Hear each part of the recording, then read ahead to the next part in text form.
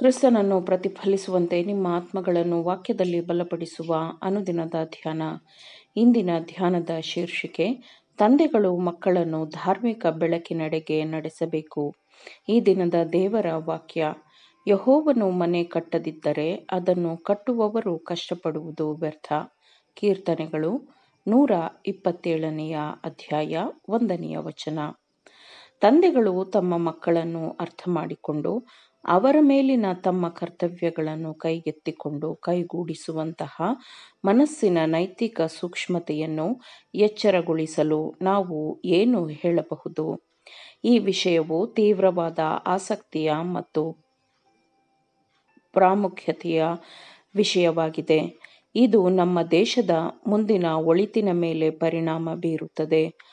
ಮಕ್ಕಳನ್ನು ಲೋಕಕ್ಕೆ ತರುವಲ್ಲಿ ತಂದೆ ಮತ್ತು ತಾಯಿಯು ವಹಿಸಿಕೊಂಡಿರುವ ಗಂಭೀರವಾದ ಜವಾಬ್ದಾರಿಯನ್ನು ನಾವು ತಂದೆ ತಾಯಿಗೆ ಒತ್ತಿ ಹೇಳಬೇಕಾಗುತ್ತದೆ. ಮರಣವನ್ನು ಹೊರತುಪಡಿಸಿ ಬೇರೇನೂ ಅವರನ್ನು ಆ ಜವಾಬ್ದಾರಿಯಿಂದ ಮುಕ್ತಗೊಳಿಸಲು ಸಾಧ್ಯವಿಲ್ಲ. ಹೌದು, ಮಕ್ಕಳ ಜೀವನದ ಮೊದಲ ವರ್ಷಗಳಲ್ಲಿ ಮಕ್ಕಳ ಮೇಲಿನ ಕಾಳಜಿ ಮತ್ತು ಅದರ ಹೊರೆಯು ಹೆಚ್ಚಾಗಿ ತಾಯಿಯ ಮೇಲೆ ಇರುತ್ತದೆ. ಆದರೂ ಆಗಲೂ ತಂದೆಯು ಅವಳ ಆಶ್ರಯವಾಗಿರಬೇಕು ಮತ್ತು ಅವಳ ಸಮಾಲೋಚಕನಾಗಿರಬೇಕು. ತಂದೆಯು ತನ್ನ ದೊಡ್ಡದಾದ ಪ್ರೀತಿಯನ್ನು ಅವಲಂಬಿಸುವಂತೆ ಅವಳನ್ನು ಪ್ರೋತ್ಸಾಹಿಸಬೇಕು ಮತ್ತು ಸಾಧ್ಯವಾದಷ್ಟು ಮಟ್ಟಿಗೆ ಅವಳಿಗೆ ಸಹಾಯ ಮಾಡಬೇಕು.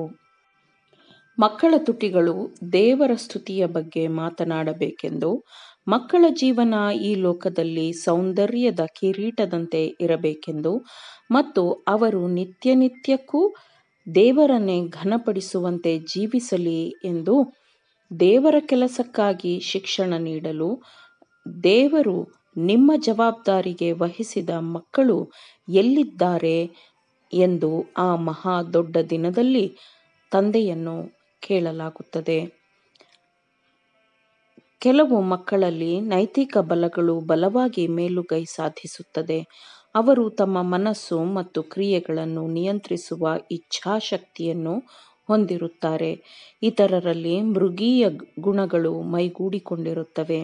ಒಂದೇ ಕುಟುಂಬದಲ್ಲಿ ಆಗಾಗ್ಗೆ ಕಾಣಿಸಿಕೊಳ್ಳುವ ಈ ವೈವಿಧ್ಯಮಯ ಮನೋಧರ್ಮಗಳನ್ನು ಪೂರೈಸಲು ತಂದೆ ತಾಯಿಗೆ ದೇವರಿಂದ ಹೊಂದಿಕೊಳ್ಳಬೇಕಾದ ತಾಳ್ಮೆ ಮತ್ತು ಜ್ಞಾನದ ಅಗತ್ಯವಿರುತ್ತದೆ.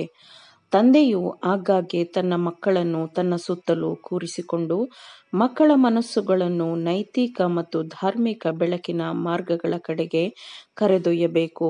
ಅವನು ಅವರ ವಿಭಿನ್ನ ಪ್ರವೃತ್ತಿಗಳು ಮತ್ತು ಸೂಕ್ಷ್ಮತೆಗಳನ್ನು ಅಧ್ಯಯನ ಮಾಡಬೇಕು ಮತ್ತು ಸರಳವಾದ ಮಾರ್ಗಗಳ ಮೂಲಕ ಅವರಿಗೆ ಸರಿಯಾದದ್ದನ್ನು ತಿಳಿಸಿಕೊಡಬೇಕು. ಕೆಲವರು ಆರಾಧನೆ ಮತ್ತು ದೇವರ ಭಯದಲ್ಲಿ ಪ್ರಭಾವಿತರಾಗಬಹುದು. ಇನ್ನು ಕೆಲವರು ದೇವರ ದಯೆ ಮತ್ತು ಜ್ಞಾನದ ಅನುಗ್ರಹಗಳ ಅಭಿವ್ಯಕ್ತಿಯ ಮೂಲಕ ತಮ್ಮಲ್ಲಿರುವ ಆಳವಾದ ಕೃತಜ್ಞತೆಯನ್ನು ವ್ಯಕ್ತಪಡಿಸಬಹುದು. ಮತ್ತೆ ಕೆಲವರು ತೆರೆದಿಟ್ಟ ನೈಸರ್ಗಿಕ ಲೋಕದ ಅದ್ಭುತಗಳು ಮತ್ತು ರಹಸ್ಯಗಳಿಂದ ಹೆಚ್ಚು ಆಳವಾಗಿ ಪ್ರಭಾವಿತರಾಗಬಹುದು. ಅವು ಭೂಪರಲೋಕಗಳು ಮತ್ತು ಅದರಲ್ಲಿರುವ ಎಲ್ಲಾ ಸುಂದರವಾದವುಗಳ ಸೃಷ್ಟಿಕರ್ತನ ಬಗ್ಗೆ ಅವರ ಆತ್ಮಗಳಿಗೆ ಮಾತನಾಡುತ್ತದೆ.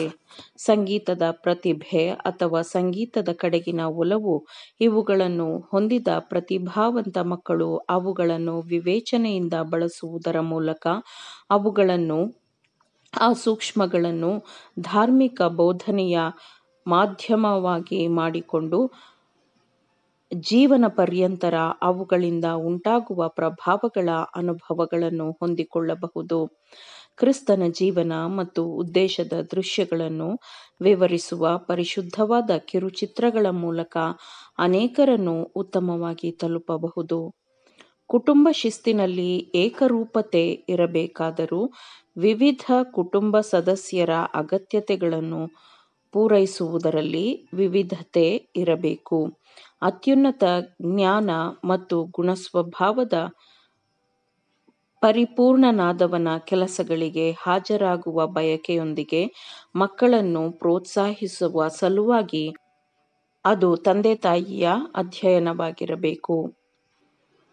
ಆಮೇನ್. ದೇವರ ವಾಕ್ಯಗಳನ್ನು ಶ್ರದ್ಧೆಯಿಂದ ಆಲಿಸುವವರು ಮಾತ್ರವೇ ಆಗಿರದೆ ಪಾಲಿಸುವವರು ಆಗಬೇಕೆಂದು ನಿಮ್ಮನ್ನು ಉತ್ತೇಜಿಸುತ್ತೇನೆ.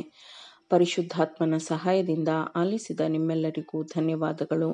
ಮತ್ತೆ ದೈನಂದಿನ ಧ್ಯಾನಕ್ಕಾಗಿ ನಾಳೆ ಸಂಧಿಸೋಣ. ಆಮೇನ್.